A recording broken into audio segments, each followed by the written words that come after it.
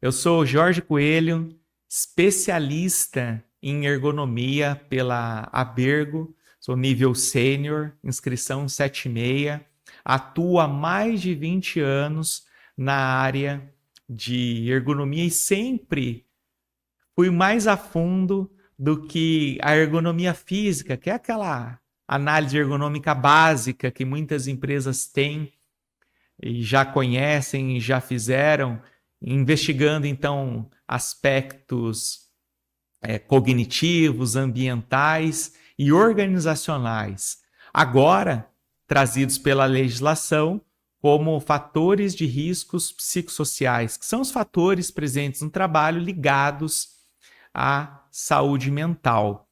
Atuei em grandes empresas multinacionais do Brasil. Até então, essa preocupação por esses riscos que nós estamos falando era apenas dessas empresas.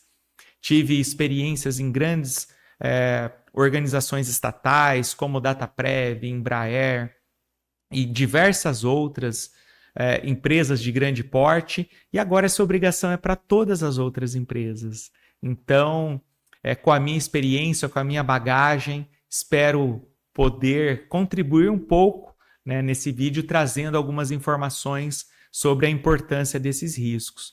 Também sou graduado em Direito pela PUC Paraná, tendo recebido o prêmio Marcelino Champagnat no ano de 2023.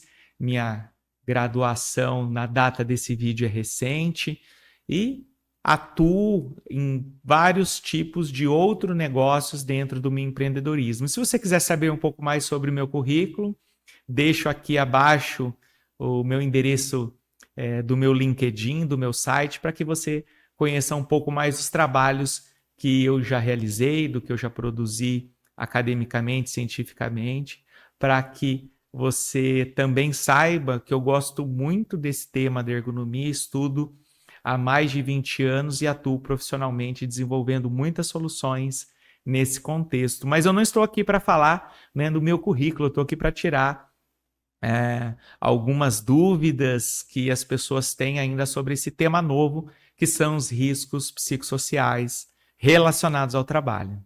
Então, a grande novidade para esse ano na área de segurança do trabalho é a presença do inventário desses riscos através da análise ergonômica por meio da norma regulamentadora 17.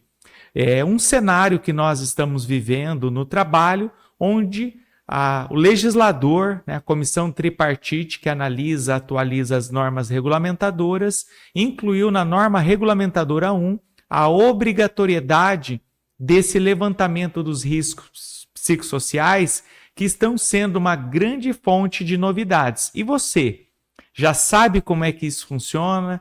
Já entende quais são esses riscos, como eles serão medidos? Se ainda não, esse vídeo é para você e nós iremos conversar um pouco sobre esse importante tema.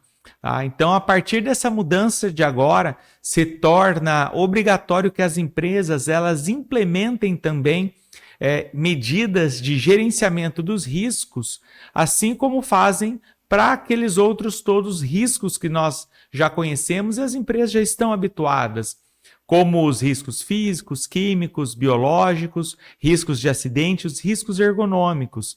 Agora, então, também os riscos psicossociais.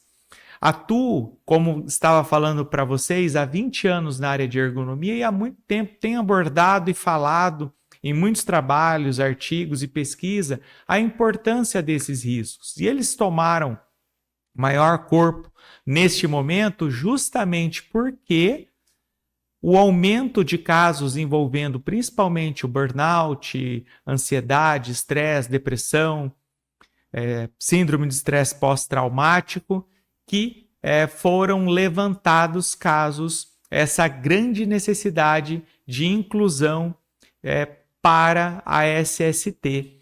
Então, uma abordagem da ergonomia, eu como ergonomista certificado pela Abergo, nível sênior, há mais de 10 anos pela Abergo e atuando em palestras, treinamentos, aulas de pós-graduação, venho falar para você um pouco mais sobre essa nova obrigação. Então, a NR1, atualizada recentemente, já incluindo esses riscos psicossociais relacionados ao trabalho, através da portaria número de 1419, de 27 de agosto do ano de 2024, que incluiu, então, essa obrigação para o gerenciamento dos riscos psicossociais no Programa de Gerenciamento de Riscos, no PGR. E essa atualização, ela reflete a preocupação crescente com a saúde mental dos trabalhadores. Então, esses riscos psicossociais, eles estão atrelados à saúde mental e está alinhado com a lei número 14.831, que ela se baseia em 3 pilares principais e que são importantes falarmos sobre eles. Primeiro, a promoção da saúde mental. Segundo, o cuidado com o bem-estar dos trabalhadores. E o terceiro ponto, que é a transparência e a prestação de contas com esses grandes movimentos que nós temos observado atualmente, como é o exemplo do ESG, que preconiza questões ligadas ao meio ambiente, questões sociais e à governança, com espírito de ética, transparência e demais pontos observados na gestão das empresas e das grandes corporações. Então, algumas obrigações que as empresas já têm são de criar e manter políticas que promovam a saúde mental dos seus trabalhadores, dos seus colaboradores, bem como também realizar avaliações regulares para identificar e diminuir os riscos psicossociais. E esse é um grande ponto, né? Quais são essas ferramentas, como que se fazem essas avaliações? E é justamente sobre isso que nós iremos conversar hoje aqui. Bem como também uma outra obrigação das empresas é de fornecer acesso a suporte psicológico e psiquiátrico, oferecer treinamentos para os gestores, principalmente relacionados à questão de comportamento e relações humanas e entre hierarquias, e também reforçar a proteção contra a discriminação de trabalhadores com transtornos mentais, que nos últimos anos eles têm aumentado muito seu diagnóstico e sua incidência. Então, essa lei número 14.831, de março de 2024, ela estabelece diretrizes para promover a saúde mental e o bem-estar dos trabalhadores no ambiente de trabalho. Então, essa lei também institui o certificado da empresa promotora de saúde mental, que será concedido para as empresas que cumpram os requisitos estabelecidos. E a boa notícia que nós temos é que muitas empresas já conseguiram esse certificado. Mas isso fica para uma conversa que já é presente e para muitas empresas isso ainda está muito distante. E é para isso que nós estamos aqui, para esclarecer e comentar como isso funciona. E agora, voltando para a NR1, para a norma regulamentadora 1, a partir do mês de maio de 2025, as empresas elas poderão ser multadas se elas não se adequarem a essas alterações que estão sendo já exigidas. Então, todas as empresas que tenham trabalhadores no regime CLT, elas estarão obrigadas a, primeiro, identificar os fatores de riscos psicossociais presentes ali nas relações e nos ambientes de trabalho. Sobre isso, nós temos uma solução já produzida, identificada e exclusiva para esse atendimento. Também avaliar a gravidade e o impacto desses riscos sobre a saúde mental dos trabalhadores e implementar o plano de ação para mitigação e controle desses fatores de risco. Notem que a ergonomia cognitiva, a ergonomia também relacionada a fatores ambientais, a fatores físicos e agora a fatores psicossociais, ela toma uma nova abordagem. E o grande ponto de inflexão, e o grande ponto de dúvida dos profissionais de saúde e segurança do trabalho tem sido como fazer essa avaliação, como identificar esses fatores de risco. Nós vamos conversar e ver que esses fatores de risco não são tão simples de serem avaliados e identificados, como, por exemplo, pressão sobre metas, como, por exemplo, a presença de assédio moral no trabalho. Note que são pontos delicados, mas totalmente importantes para que se cumpra o que é pedido na legislação.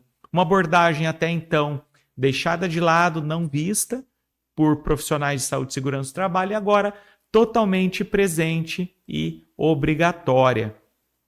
E quais são esses riscos psicossociais? Eu antecipei um pouquinho aqui, mas quero comentar de alguns deles, não muitos, não todos, não quero esgotar aqui nesse momento com vocês de explicação quais são eles, mas para trazer um ponto já de, olha, será que já foi olhado para isso? Será que isso já está contemplado? Ou quem eu vou contratar para levantar esses pontos? Como eles serão medidos?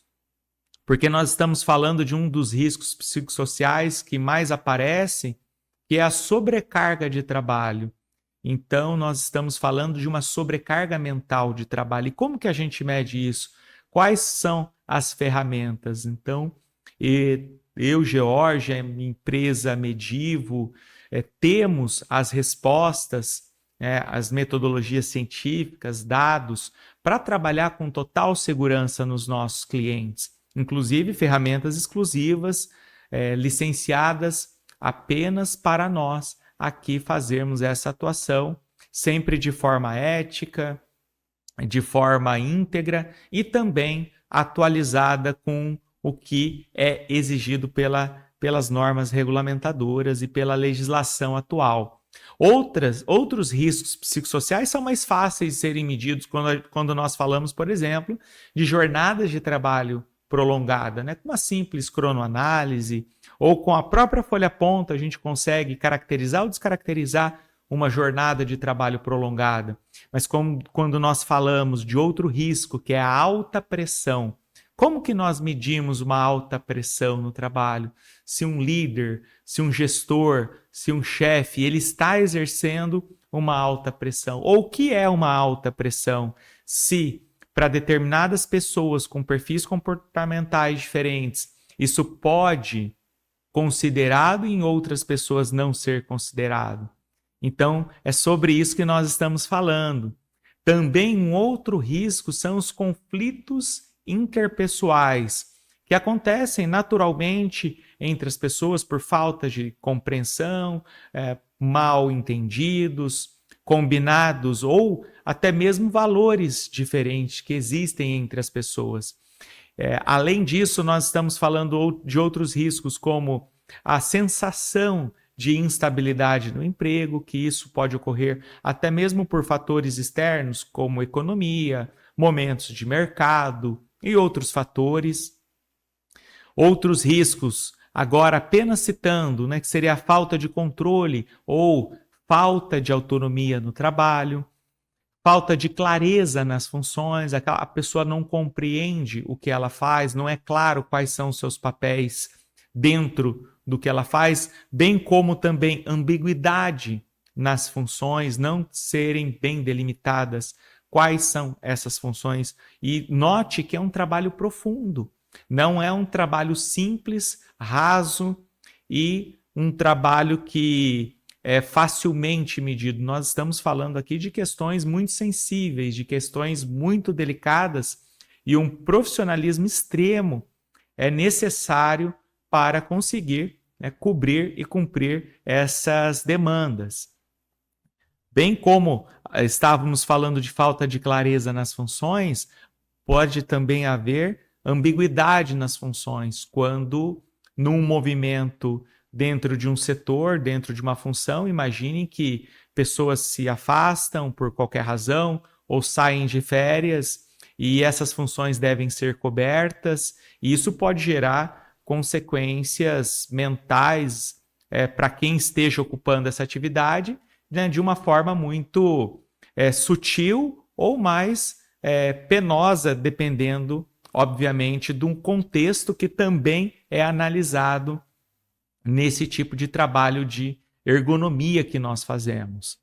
Nós também estamos falando dentro dos riscos psicossociais de assédio moral sexual, de bullying, de sensação de falta de apoio ou de suporte no trabalho, de sentimento de desvalorização, falta de reconhecimento, desequilíbrio entre o trabalho e a vida pessoal, trabalho monótono e falta de oportunidades e de crescimento dentro desse contexto. Então, todos esses riscos psicossociais que nós comentamos aqui, eles são todos aspectos muito delicados e que devem ser tratados de forma muito profissional, sigilosa, respeitando o código de ética da empresa, os valores pessoais do indivíduo, e também ser feito dentro de um contexto onde haja a proteção dos dados pessoais, né, respeitando a Lei Geral de Proteção de Dados, LGPD, e que tudo isso seja feito de uma forma totalmente anonimizada, a tal ponto de não expormos pessoas, não expormos situações que podem aparecer e ocorrer dentro desse contexto novo de avaliação. Então é importante também nós destacarmos que essa conformidade da norma regulamentadora 1, a NR1, ela entra em vigor, passa a ser exigida a partir de maio de 2025. Então, as empresas que não adotarem as medidas necessárias, elas estarão sujeitas a penalidades, multas e fiscalizações, inclusive também algumas outras sanções que podem ser mais severas. Então, é um ponto de atenção muito forte, muito impactante e muito importante. E é por isso que nós estamos aqui conversando contigo e fazendo todos esses esclarecimentos para que você saiba que principalmente o setor de recursos humanos, que é o setor que está totalmente ligado e envolvido a esses riscos, que é o setor que cuida, é o guardião da cultura da empresa, das organizações, é fundamental sua importância para isso. E a avaliação desses riscos nós estamos fazendo via inventários de avaliação psicossocial com diversas ferramentas que são validadas cientificamente, que são aceitas pelo mercado e que são aceitas também para a composição de um trabalho aceito pelo Ministério do Trabalho, pelo legislador, enfim, em qualquer caso. E são ferramentas que nós temos 100% online, de forma que identifica e monitora a saúde mental dos trabalhadores, né, promovendo então o bem-estar deles, isso de forma anônima, sem expor nenhum dos trabalhadores envolvidos. Ela tem apresentação de cargos, dos dados por períodos, dos setores, dos cargos, né, está em conformidade com a NR1, então nós temos ferramentas, né, um arsenal de ferramentas para essa adequação, e com histórico evolutivo também dos riscos psicossociais, porque à medida que os riscos são levantados e tratados, nós também conseguimos mostrar em relatórios, em análises, com inferência estatística, toda essa composição de ações que são feitas para diminuir esses riscos. E também conseguimos gerar relatórios em grupos ou agrupados por setor que podem ser estudados, analisados para que isso seja trabalhado conforme a legislação pede. Então, essa identificação dos riscos psicossociais por meio das ferramentas que nós temos, elas auxiliam na promoção de ambientes mais saudáveis, através de levantamentos precisos e contínuos para assegurar que as empresas, então, mantenham essa conformidade. Também apoia, ajuda e auxilia as empresas para manter registros que estejam detalhados, precisos, né? Isso com máxima segurança e eficiência, e conseguimos também customizar de acordo com a gravidade dos riscos levantados, né? E ele fornece e oferece informações para implementar mudanças que eventualmente podem ser necessárias nesse contexto. Então, nossas ferramentas elas permitem a avaliação de todos os riscos psicossociais, incluindo esses aspectos de autoeficácia, de identificação com o trabalho, né, do trabalhador com as suas atividades, também a avaliação da relação dos grupos sociais, das exigências que são feitas no trabalho. E note que esses aspectos são aspectos da organização do trabalho. Por isso que eu disse que o RH, os profissionais de RH, estão totalmente ligados agora, mais do que nunca, ao SESMIT, né, ao Serviço Especializado em Medicina e Segurança do Trabalho, para que isso seja realizado conforme a legislação. Então, todos os aspectos que nós temos do nosso inventário, que é de fácil interpretação dos resultados e dos demais fatores investigados, com relatórios que podem ser também individualizados para que o tratamento dos dados sejam feitos em grupos por setor, filial, cargo, setor, e com escalas, né, visuais para que ele seja também compreendido dentro de uma organização, porque um dos aspectos mais importantes nesse contexto que nós estamos conversando é conseguir separar a relação, né, de vida pessoal de vida laboral ou vida no trabalho. E esse é um aspecto muito importante que a gente converse, entenda e compreenda, porque isso é um trabalho muito especializado e digo com toda a humildade que é um trabalho para poucos, é um trabalho feito com muito cuidado, porque os dados levantados são muito delicados e esse tratamento também é. Então, por ser um assunto muito especial, gravamos esse vídeo para explicar melhor como funciona e eu continuo à disposição para dizer, relatar e trazer mais informações e ideias sobre isso. Deixo aqui meus contatos e fico à disposição para que a gente possa conversar mais sobre esse tema. Meu nome é Jorge Coelho, sou especialista em ergonomia. Um grande abraço e espero poder ter esclarecido e te ajudado mais.